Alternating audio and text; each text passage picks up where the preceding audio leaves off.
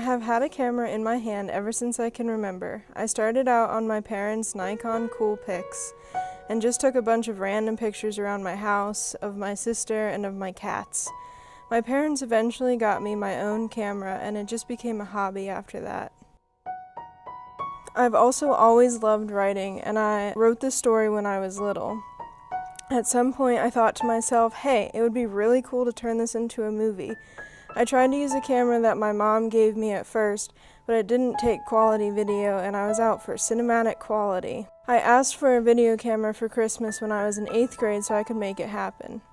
My grandma disguised it by putting it in an American Girl doll box, which she had asked me if I wanted earlier and I had declined.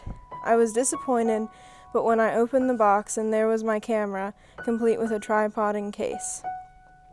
I still use that camera sometimes today. I don't know, Jess. We're not really supposed to be here. What are you?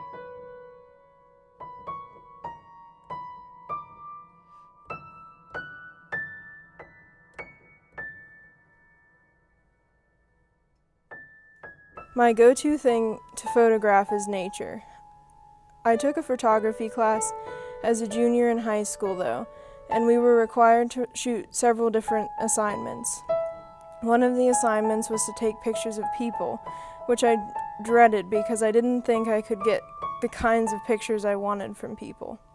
I forced my little sister to be my model, and she hated every second of it, but I found that I actually really liked taking pictures of people. I learned a lot about taking different kinds of pictures by taking that class. People tell me I have an eye for photography all the time, and at first I was like, what does that even mean? I have an eye for photography? My dad explained it to me that he looks at a leaf, for example, and sees a leaf. I look at a leaf and see about 10 different pictures. My eye for photography translates really well into film because shot composition is so important for video. A lot of the mechanics of both photography and video are the same as well. You have to have good lighting and the right settings on the camera to make the shot look the way you want it to. I get similar results in both areas too. I can take about 10 pictures and only 2 or 3 will turn out the way I wanted them to. Same for video. I could shoot for several hours and use less than half of what I actually shot.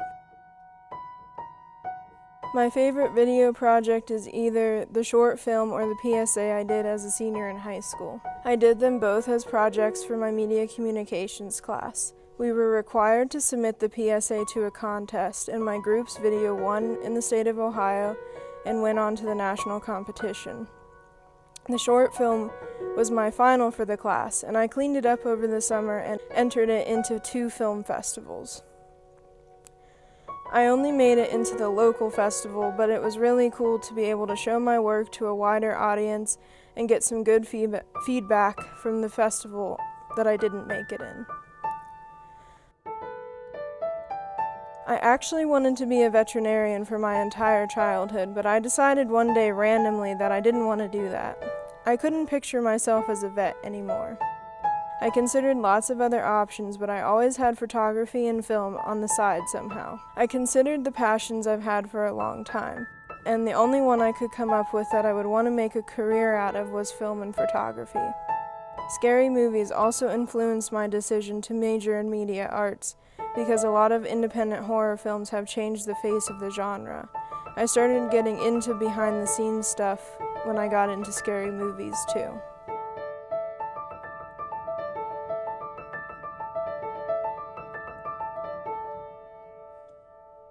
I don't have any one favorite photo. I really like some of the ones I've taken of my sister and several of the nature shots I've done. I think some of my best shots have come unexpectedly though. It never fails that when I'm not expecting it, a perfect picture opportunity comes up, and I always try to seize that opportunity.